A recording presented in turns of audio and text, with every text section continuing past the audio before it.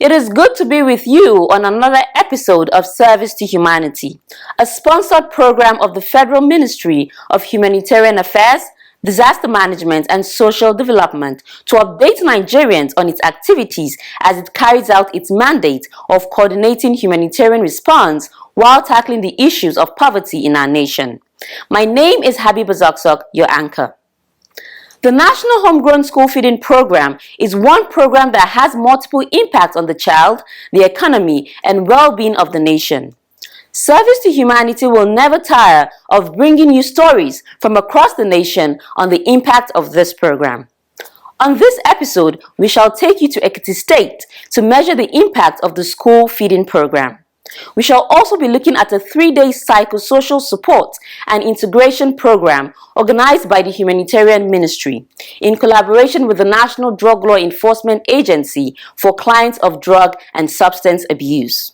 Please stay tuned for details of these stories after the break. I tell you, anytime we're not producing, the fish farmers suffer. The people we engage suffer. The people we feed, that we give our fish heads to, they feel it. I'll only beg the government to continue with this and make it run more. We used to have children crying, parents will be chasing them to come to school, and they will be at the gate, they will be crying, they will hold on to the plate, they will not want to come into the gate. When they are not giving the food, the attendance was very low. Now the children are always fit and healthy because of the food they eat. To make them attend class every day. I eat rice, plates and carrots. I want to use this opportunity to thank the federal government for the feeding program.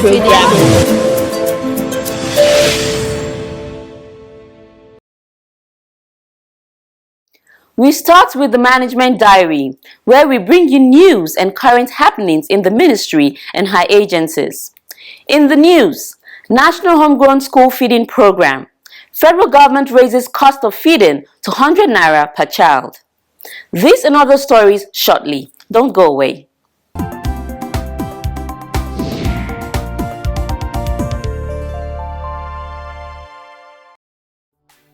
The federal government has announced that the National Homegrown School Feeding Program will spend 100 naira per child across the country. Aisha Dugil, team lead of the National Homegrown School Feeding Program, revealed this at a stakeholders meeting on disbursement mechanisms for the program's review cost of feeding in Abuja. According to Dugil, the Minister of Humanitarian Affairs, Disaster Management and Social Development, Hajia Sadia Umar Farouk, got the approval to spend 100 naira per pupil per day on the feeding program for 20 days in a month. Before now, school children were previously fed 70 naira per child per lunch. This has been the case since 2016. Dugil also revealed that the federal government is planning of having Egg Wednesday, where each child in the program will be given 1 egg each every Wednesday.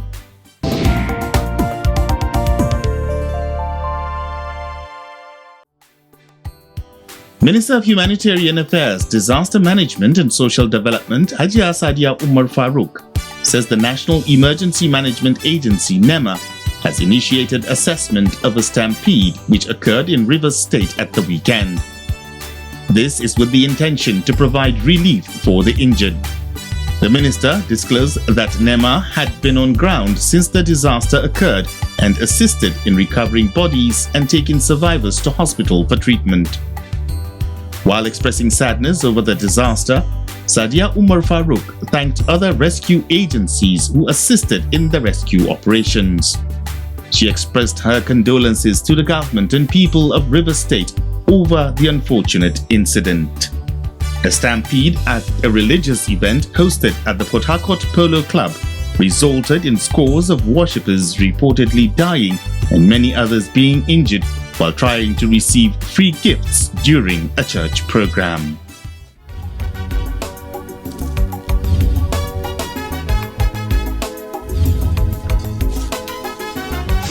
ṣàǹfààní gidigidi lára tèmi nílé mi o àtàwọn ọmọ mi o torí ara oúnjẹ ara pákí díẹ̀ ní àṣegàrí à ń tẹ̀bà à ń ṣèbẹ̀ à ń jẹun ìjọba ṣeun lọ́wọ́ á ràn wọ́n lọ́wọ́ ètò tó dáa ni tó fáìn tó dáa ni torí ìjọ yẹn gan tí wọ́n pé owó yẹn ẹlòmíì kò sí nǹkan kan pé bóyá bákan jíjẹ tí ló ń gba adé báyìí wọ́n kọ́kọ́ yà ayọ̀ 2000 wọ́n ṣe bẹ̀ àwọn ọmọ inú wọn dùn ara ráìsì àdàṣẹ́ńdì tó kù sórí ìka pákí kí ká lè máa rí wọn jẹun díẹ̀díẹ̀ ìjọba ṣe.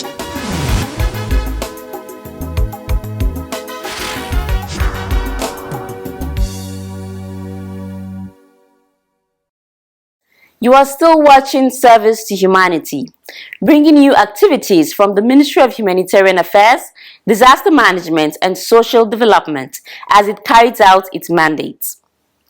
The National Homegrown School Feeding Program remains the leading tool of the federal government's National Social Investment Program. Recent statistics show that 53,000 schools, over 9.9 million pupils, 128,531 vendors, and over 190,000 farmers are benefiting from the program.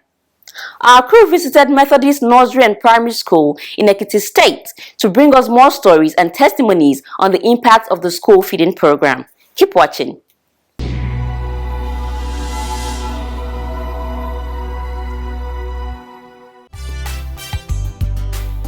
Ekiti State was the 31st state to be captured in the National Homegrown School Feeding Program in 2019.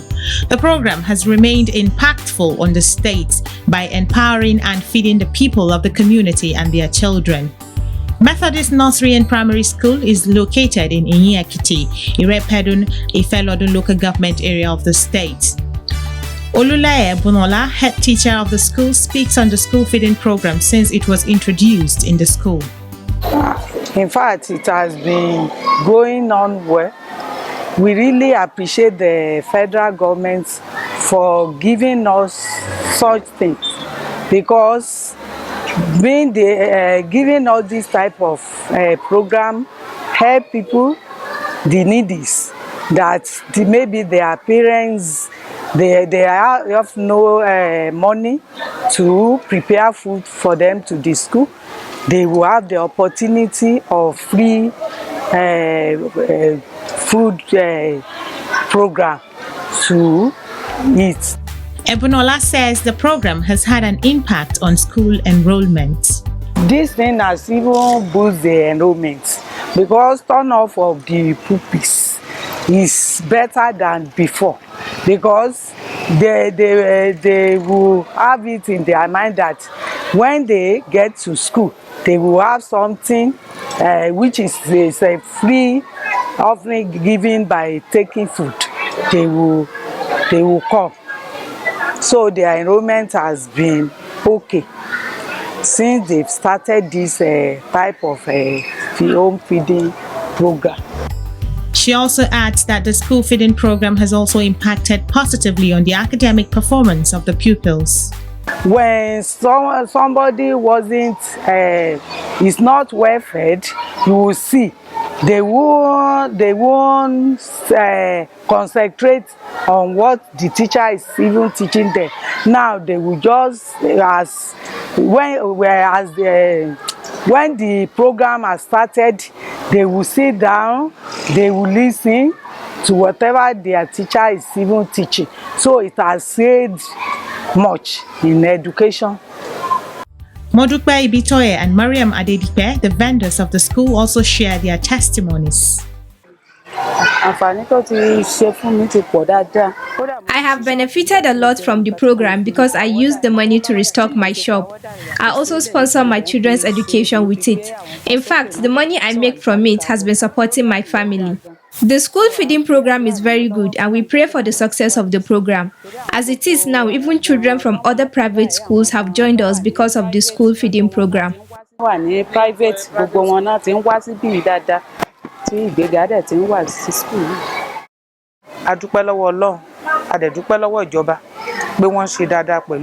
I am grateful to the government for giving me such an opportunity, because many people are jobless. I got enrolled into this school feeding program, and I have been using the money I make from it to take care of my children's needs. I am very grateful to the federal government. On behalf of the children, we say thank you to the government, because some pupils don't eat before coming to school, but they now come to school regularly because of the food they are being fed with. tó bá ti débí báyìí tó bá ti mọ̀ pé oúnjẹ wà ó máa wá. Some pupils expressed their gratitude to the government for bringing such a program to them, as they wish the program would continue. I like the food. I want them to be giving us every time. I want to say thank you. I tell you, anytime we're not producing, the fish farmers suffer. The people we engage suffer. The people we feed, that we give our fish heads to, they feel it. I'll only beg the government to continue with this and make it run more. We used to have children crying, parents will be chasing them to come to school, and they will be at the gate, they will be crying, they will hold on to the plate, they will not want to come into the gate. When they are not giving the food, the attendance was very low. Now the children are always fit and healthy because of the food they eat. To make them attend class every day. I eat rice, meat, and carrots. I want to use this opportunity to thank the federal government for the feeding program.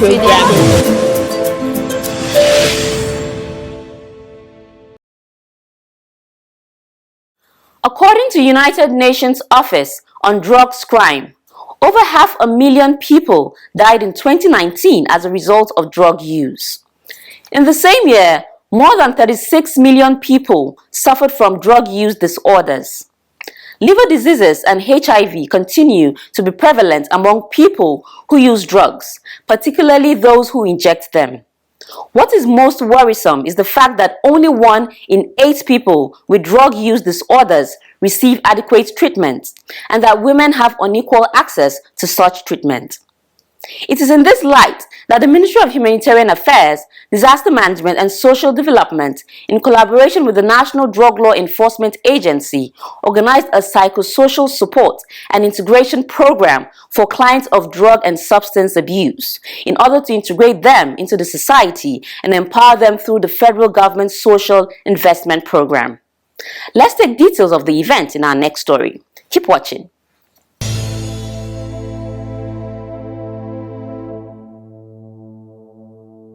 Our clients need to be treated very well. The federal government on Tuesday, May 23, 2022, launched the Empower program to train clients of drug and substance misuse in various occupational skills as part of continuous efforts to improve employment generation and integrate them into society. Some of the Empower schemes designed for graduates are NTech, as support teachers employed to public primary schools nationwide. NAgro, trained as agricultural extension workers, as well as NHealth, designed for graduates as public health assistants being paid the sum of 30,000 naira per month. Non-graduate programs whose beneficiaries earn the sum of 10,000 naira monthly under the NBuild provide technical and vocational skills in automobile, agri-tech, carpentry and joinery, electrical installation, hospitality, masonry and tiling, and plumbing and pipe fitting. Others include N-Knowledge, which provides training in N-Tech hardware and software components.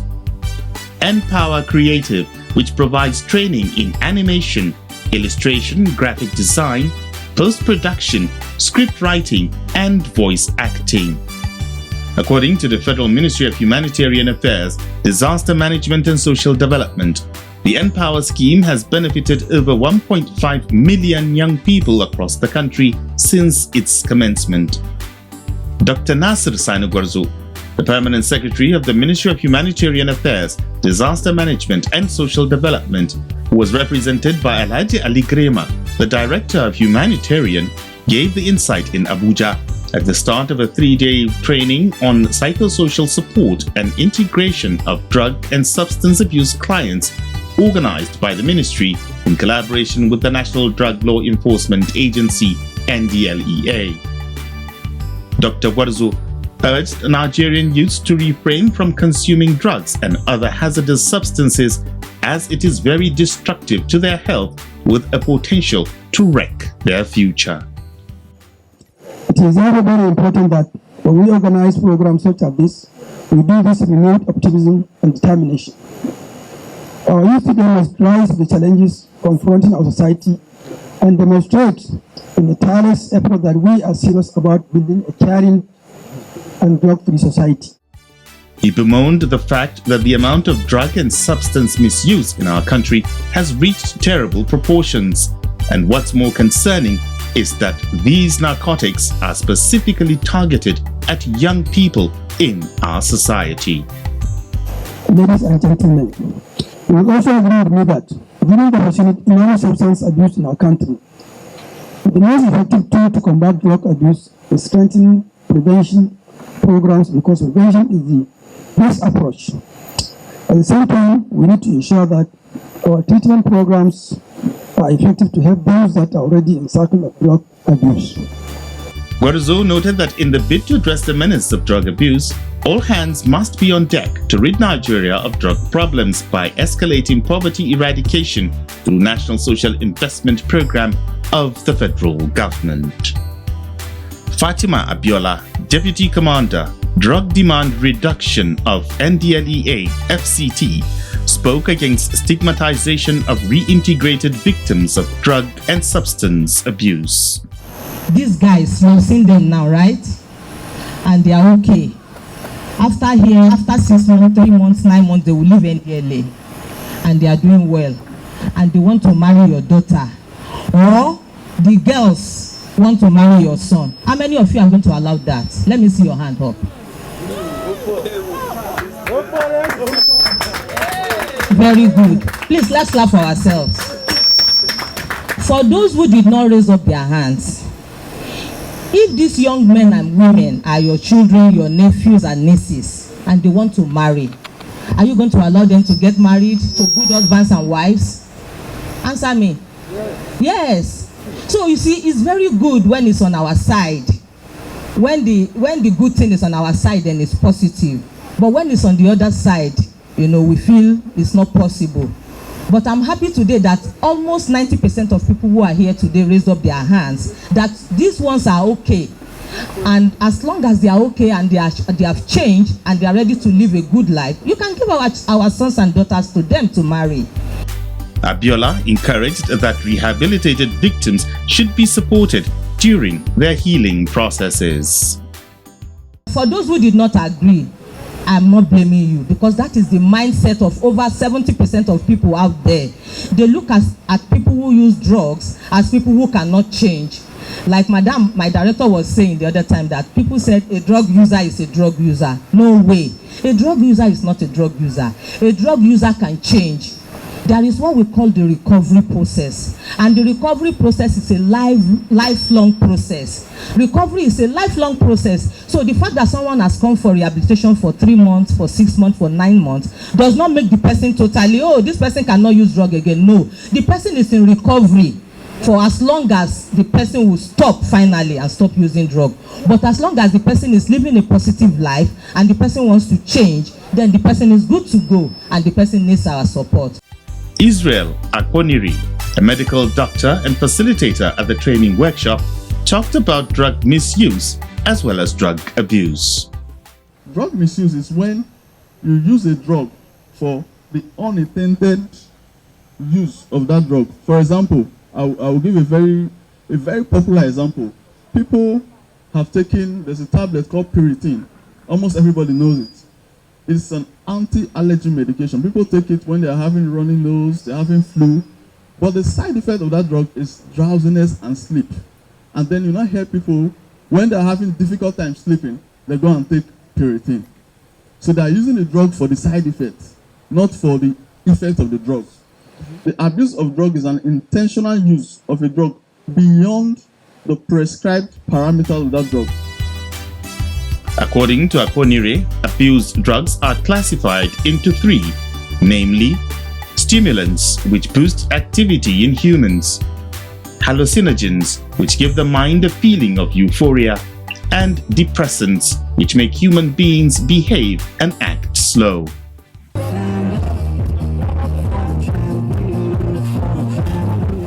At the end of the event, tablets and cooking utensils were presented to the NDLEA by the Humanitarian Ministry for the clients who were to be trained.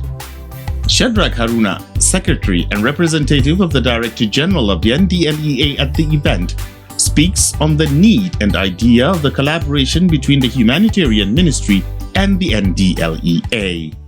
We have a mandate to provide, to ensure that we have drug reduction, and as such we care and we treat those ones who are dependent on drugs. We try to provide social counseling services as well as treating them.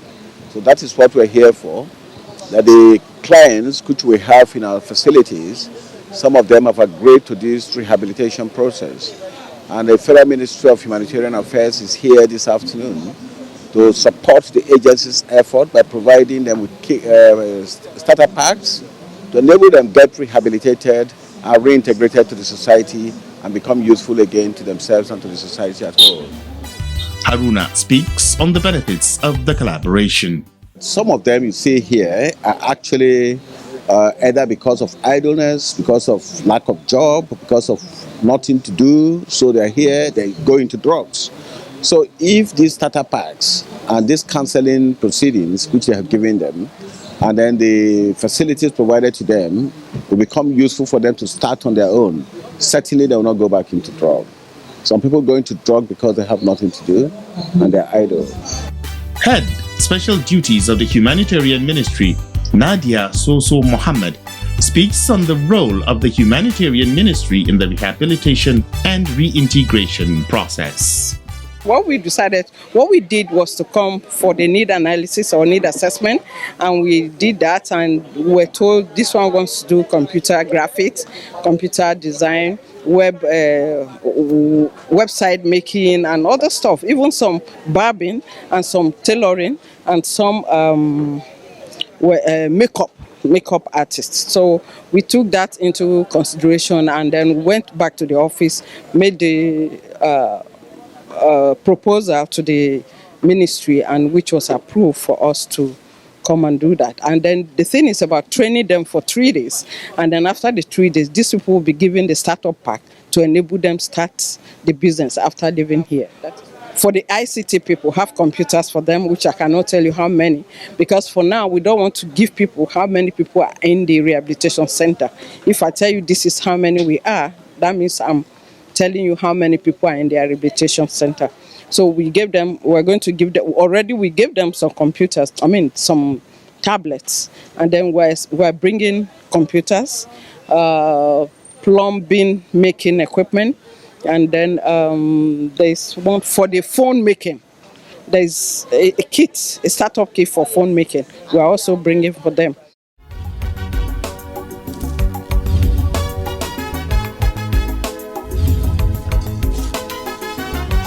ṣàǹfààní gidigidi lára tèmi nílé mi o àtàwọn ọmọ mi o torí ara oúnjẹ ara pákídé ẹ̀ ní àṣegàrí à ń tẹ̀bà à ń ṣèbẹ̀ à ń jẹun ìjọba ṣeun lọ́wọ́ á ràn wọ́n lọ́wọ́ ètò tó dáa ni tó fáìn tó dáa ni torí ìjọ yẹn gan tí wọ́n pé owó yẹn ẹlòmíì kò sí nǹkan kan pé bóyá bákan jíjẹ ṣùgbọ́n gba adé báyìí wọ́n kọ́kọ́ yà ayọ̀ 2000 wọ́n ṣèbẹ̀ àwọn ọmọ inú wọn dùn ara ráìsì àdàṣẹ́ńdì tó kù sórí ìka pákí kó ká lè máa rí mu jẹun díẹ̀díẹ̀ ìjọba ṣe.